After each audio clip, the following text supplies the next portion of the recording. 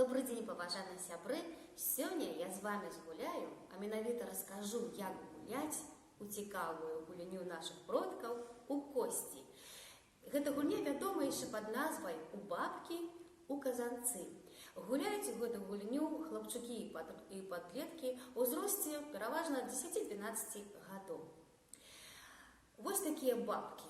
Гэта ніжняя частка костачкі жывёл. З імі і мы будзем гуляць. Дык вось, ніжняя частка костачкі называлася клець, вузкая бакавая жог, ну і астатняе нітка. А костачку, залітую ўнутр волавам або свінцом, называюць казанец. Кожны ігрок меў неабмежаваную колькасць бабак. Дык вось, перад тым, як пачаць гуляць, удзельнікі робяць на зямлі рыску і з адлегласці 10-12 крокаў кідаюць па адной бабцы.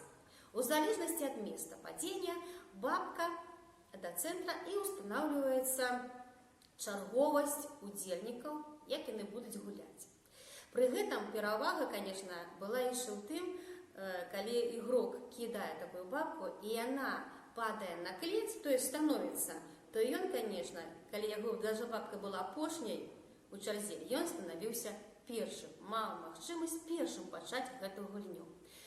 Ну што ж, кожны гулец ставіў сваю бабку, вось як у мяне на стале, вы бачыце, у агульны рад і па чарзе з пэўнай адлегласці, ну, напрыклад, 10-12 крокаў, кідалі ў іх вось такія казанцы.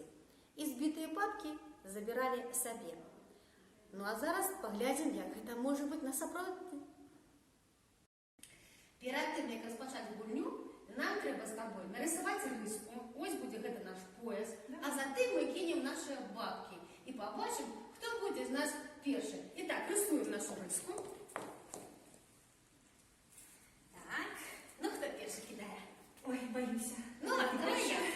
Так, трэба пацеліць бліжэй да рыскі. Ну, зараз я. На ты. Моя бабка ближе до рыски, значит я и почну эту гульню. Ну что, восемь казанец, и я пачинаю пешая. Коли я собью твою бабку, я ей загору. И... У меня две уже бабки. Теперь ты. Не смейся, не смейся. Может, зарано веселишься. О, и у тебя первый. Ну, мы продолжим гульню. Конечно. Другая спроба. У меня опять нет. Ну, зараз я поспробую збити. О, еще ты засталось. Ну что? Ну что, давай полижем, кого сколько бабок. Ой, у меня 5. И у меня 5. Так треба еще раз гулять.